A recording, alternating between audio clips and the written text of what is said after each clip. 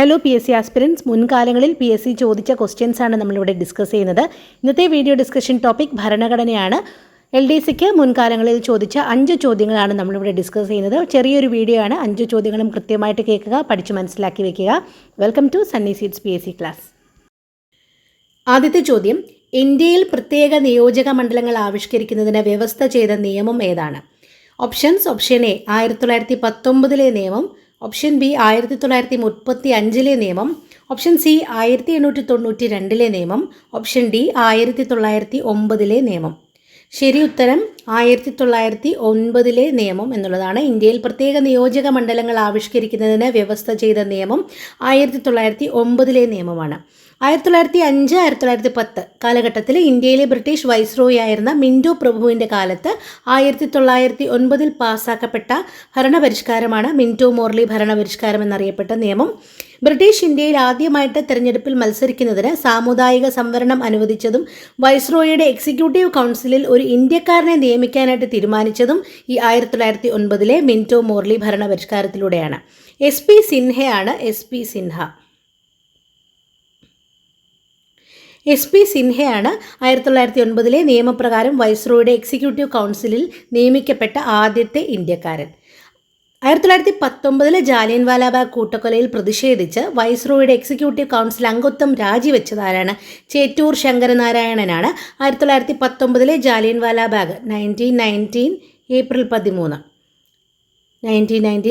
13 ജാലിയൻവാലാബാഗ് കൂട്ടക്കൊലയിൽ പ്രതിഷേധിച്ച് വൈസ്രോയുടെ എക്സിക്യൂട്ടീവ് കൗൺസിലിൽ അംഗം രാജിവെച്ചത് ചേറ്റൂർ ശങ്കരനാരായണനാണ്. ബ്രിട്ടീഷ് പാർലമെൻറ്റിലെ ഹൗസ് ഓഫ് ലോർഡ്സിൽ അംഗമായ ആദ്യ ഇന്ത്യക്കാരനാരാണ്? S P സിൻഹയാണ്. എന്നാൽ ബ്രിട്ടീഷ് പാർലമെൻറ്റിൽ അംഗമായ ആദ്യ ഇന്ത്യക്കാരൻ ദാദാഭായ് നവറോജിയാണ്. 1892 ബ്രിട്ടീഷ് പാർലമെൻറ്റിലെ ഹൗസ് ഓഫ് കോമൺസിലേക്കാണ് ദാദാഭായ് നവറോജി തിരഞ്ഞെടുക്കപ്പെട്ടത്. ചെംസ്ഫോർഡ് പ്രഭു വൈസ്രോയി ആയിരിക്കെ 1919 പാസ്സാക്കിയ നിയമമാണ് മൊണ്ടേഗു ചെംസ്ഫോർഡ് ഭരണപരിഷ്കാരം എന്നറിയപ്പെടുന്നത്. ബ്രിട്ടീഷ് ഇന്ത്യയിൽ പ്രവിശ്യകളിൽ ദ്വിഭരണം ഏർപ്പെടുത്തിയ നിയമം ഏതാണ്? 1919 മൊണ്ടേഗു ചെംസ്ഫോർഡ് ഭരണപരിഷ്കാരമാണ്. ഓക്കെ, ഇനി അടുത്ത ചോദ്യത്തിലേക്ക് പോകാം. അടുത്ത ചോദ്യം, act for the better government of India ഇന്ത്യയിലെ ഏത് സംഭവവുമായിട്ട് ബന്ധപ്പെട്ടതാണ്? Act for the better government of India ഇന്ത്യയിലെ ഏത് സംഭവവുമായിട്ട് ബന്ധപ്പെട്ടതാണ്? ഓപ്ഷൻസ് നോക്കാം. ഓപ്ഷൻ എ മൊണ്ടേഗു ചെംസ്ഫോർഡ് പരിഷ്കാരങ്ങൾ, ഓപ്ഷൻ ബി ഇന്ത്യൻ സ്വാതന്ത്ര്യ പ്രമാണം, ഓപ്ഷൻ സി ഇന്ത്യൻ വിഭജനം, ഓപ്ഷൻ ഡി ഒന്നാം ഇന്ത്യൻ സ്വാതന്ത്ര്യ സമരം.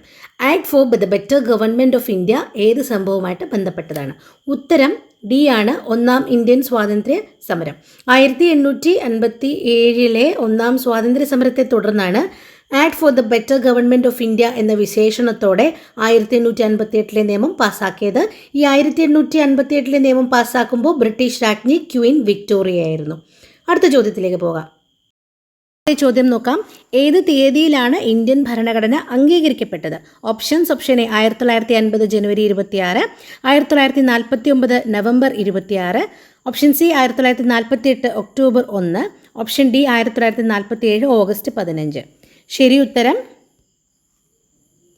ബി ആണ്, 1949 നവംബർ 26. ക്യാബിനറ്റ് മിഷൻ്റെ നിർദ്ദേശത്തിനനുസരിച്ച് 1946 ഡിസംബർ 6 1946 ഡിസംബർ 6 ഇന്ത്യൻ ഭരണഘടനാ നിർമ്മാണ സഭ രൂപീകരിച്ചത്. ഭരണഘടനാ നിർമ്മാണ സഭയുടെ ആദ്യ സമ്മേളനം നടന്നത് ഡിസംബർ 9 1946 ഡിസംബർ 9 ആദ്യ സമ്മേളനം നടക്കുന്നത്. ഇന്ത്യൻ ഭരണഘടനാ നിർമ്മാണ സഭയുടെ സ്ഥിരം അധ്യക്ഷനായിട്ട് ഡോക്ടർ രാജേന്ദ്ര പ്രസാദിനെ തിരഞ്ഞെടുത്തത് 1946 ഡിസംബർ 11. അപ്പോൾ ഇത്രയൊന്ന് മനസ്സിലാക്കി വെക്കണം. ഡിസംബർ 6 1946 ഡിസംബർ 6 ക്യാബിനറ്റ് മിഷൻ്റെ നിർദ്ദേശപ്രകാരം ഒരു ഇന്ത്യൻ ഭരണഘടനാ നിർമ്മാണ സഭ രൂപീകരിക്കുന്നത്. ഡിസംബർ 9 ആദ്യത്തെ സമ്മേളനം. ഡിസംബർ 11 ഇന്ത്യൻ ഭരണഘടനാ നിർമ്മാണ സഭയുടെ സ്ഥിരം അധ്യക്ഷനായിട്ട് ഡോക്ടർ രാജേന്ദ്ര പ്രസാദിനെ തിരഞ്ഞെടുക്കുന്നത്. ഇനി ഡിസംബർ 13 ഭരണഘടനാ നിർമ്മാണ സഭയിൽ പണ്ഡിറ്റ് ജവഹർലാൽ നെഹ്റു ലക്ഷ്യപ്രമേയം അവതരിപ്പിക്കുന്നത്, ഒബ്ജക്റ്റീവ് റെസൊല്യൂഷൻ അവതരിപ്പിക്കുന്നത്. ഇതാണ് പിന്നീട് ഭരണഘടനയുടെ ആമുഖമായിട്ട് മാറിയത്. അതുകൊണ്ട് തന്നെ പണ്ഡിറ്റ് ജവഹർലാൽ നെഹ്റുവിനെയാണ് ആമുഖത്തിൻ്റെ ശില്പി, ഭരണഘടനയുടെ ആമുഖത്തിൻ്റെ ശില്പിയായിട്ട് കണക്കാക്കപ്പെടുന്നത്. ഭരണഘടനാ നിർമ്മാണ സഭ ഇന്ത്യൻ ഭരണഘടന അംഗീകരിച്ചത് 1949 നവംബർ 26-നും ഭരണഘടന നിലവിൽ വന്നത് 1950 ജനുവരി 26-നുമാണ്. അംഗീകരിച്ചത് നവംബർ 26-നും 1949, എന്നാൽ ഭരണഘടന നിലവിൽ വന്നത് 1950 ജനുവരി 26-നുമാണ്. ചോദ്യം: മതേതരത്വം, സോഷ്യലിസം എന്നീ തത്വങ്ങൾ ഭരണഘടനയുടെ ആമുഖത്തിൽ ഉൾപ്പെടുത്തിയത്.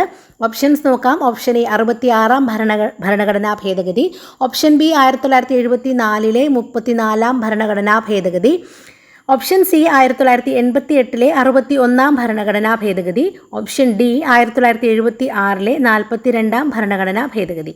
ശരി ഉത്തരം ഓപ്ഷൻ ഡി ആണ്. 1976-ലെ 42-ാം ഭരണഘടനാ ഭേദഗതി ഏറ്റവും വലിയ ഭരണഘടനാ ഭേദഗതി ആയിരുന്നതിനാൽ, ബൃഹത്തായ ഭരണഘടനാ ഭേദഗതി ആയിരുന്നതിനാൽ 1976-ലെ ഭേദഗതി 42-ാം ഭരണഘടനാ ഭേദഗതിയെ ചെറു ഭരണഘടന, മിനി കോൺസ്റ്റിറ്റ്യൂഷൻ എന്നും അറിയപ്പെടുന്നുണ്ട്. മതേതരത്വം, സോഷ്യലിസം ഈ തത്വങ്ങളൊക്കെ ഭരണഘടനയുടെ ആമുഖത്തിൽ ഉൾപ്പെടുത്തിയതും മൗലിക കർത്തവ്യങ്ങൾ കൂട്ടിച്ചേർത്തതും 42-ാം ഭരണഘടനാ ഭേദഗതി പ്രകാരമാണ്. സോഷ്യലിസം എന്ന വാക്ക് ഇന്ത്യൻ ഭരണഘടനയുടെ ആമുഖത്തിൽ ചേർത്തത് 42-ാം ഭേദഗതിയാണ്. നേരത്തെ LDCക്ക് ചോദിച്ച ചോദ്യങ്ങളാണിപ്പം പറഞ്ഞുകൊണ്ടിരിക്കുന്നത്. ഇന്ത്യൻ ഭരണഘടനയുടെ ആർട്ടിക്കിൾ 368-ലാണ് ഭരണഘടനാ ഭേദഗതിയെക്കുറിച്ച് പ്രതിപാദിക്കുന്നത്. ദക്ഷിണാഫ്രിക്കൻ ഭരണഘടനയിൽ നിന്നാണ് ഭരണഘടനാ ഭേദഗതി എന്ന ആശയം ഇന്ത്യ കടം കൊണ്ടിരിക്കുന്നത്. ഇതും നേരത്തെ ചോദിച്ചിട്ടുണ്ട്. ഭരണഘടനാ ഭേദഗതികളെക്കുറിച്ച് പ്രതിപാദിക്കുന്ന വകുപ്പ് ഏതാണെന്ന് ആർട്ടിക്കിൾ 368 ഇന്ത്യൻ ഭരണഘടന ഭേദഗതി ചെയ്യാനുള്ള അധികാരം ആർക്കാണ്? പാർലമെൻറ്റിനാണ്. ഭരണഘടനയിൽ 9-ാം പട്ടികയിൽ കൂട്ടിച്ചേർത്ത 1951-ലാണ് ഇന്ത്യൻ ഭരണഘടനയിൽ ആദ്യ ഭേദഗതി കൊണ്ടുവരുന്നത്. സ്വത്തവകാശത്തെ മൗലിക അവകാശമല്ലാതാക്കി മാറ്റിയ ഭരണഘടനാ ഭേദഗതി ഏതാണ്? 1978-ലെ 44-ാം ഭേദഗതിയാണ്. 44-ാം ഭേദഗതിയാണ് സ്വത്തവകാശത്തെ മൗലിക അവകാശമല്ലാതാക്കിയ ഭേദഗതി. 1978-ലെ 44-ാം ഭേദഗതിയാണ്. ക്വസ്റ്റ്യൻ: ഇന്ത്യൻ ഭരണഘടനയിലെ സംയുക്ത ലിസ്റ്റ് എന്ന ആശയം ഏത് രാജ്യത്തിൻ്റെ ഭരണഘടനയിൽ നിന്നാണ് കടമെടുത്തത്? ഓപ്ഷൻസ് നോക്കാം. Option A Australia, option B Canada, option C America, option D England. ഒന്നുകൂടി പറയാം. ഇന്ത്യൻ ഭരണഘടനയിലെ സംയുക്ത ലിസ്റ്റ് എന്ന ആശയം ഏത് രാജ്യത്തിൻ്റെ ഭരണഘടനയിൽ നിന്നാണ് കടമെടുത്തത്? 4 ചോദ്യങ്ങളുടെ ഉത്തരം ഞാൻ പറഞ്ഞു തന്നു. 5-ാമത്തെ ചോദ്യം നിങ്ങൾക്കുള്ളതാണ്. ഇതിൻ്റെ ഉത്തരം നിങ്ങൾ കമൻറ്റ് ചെയ്യുക. വീണ്ടും കാണാം. മുൻകാല ചോദ്യ പേപ്പറിലെ ക്വസ്റ്റ്യൻസ് നമുക്ക് പരിചയപ്പെടാം. വീണ്ടും അടുത്ത വീഡിയോയിൽ കാണാം. Thank you so much.